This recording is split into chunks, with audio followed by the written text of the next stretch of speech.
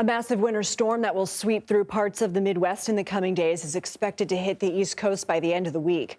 Meteorologists are expecting this storm to be the largest of the season. The Midwest could see around 4 to 10 inches of snow midweek.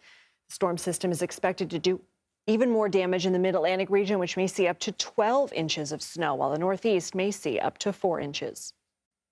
At least 11 people were killed after a powerful storm flooded parts of Kentucky with more than a month's worth of rain over the weekend. The rain has stopped, but excess water is still covering roads throughout Kentucky. CBS News reporter Karen Hua joins us now from Bowling Green, Kentucky, one of the many cities that saw record amounts of rainfall in a single day on Saturday. So, Karen, what are the conditions like right now?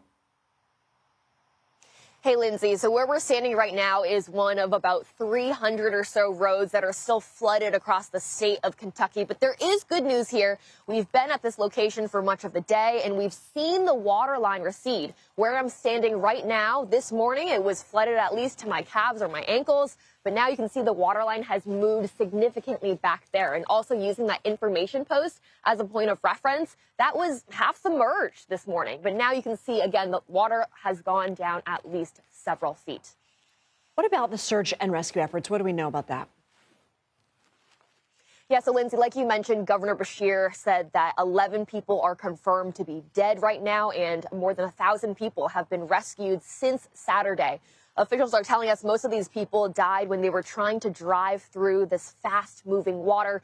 Unfortunately, among those dead are a mom and her 7-year-old daughter. We're told they took a wrong turn onto this compromised bridge, and unfortunately, the water just overtook their car. In the meantime, 2 nursing homes have been evacuated, and also several state parks are being used as emergency shelter.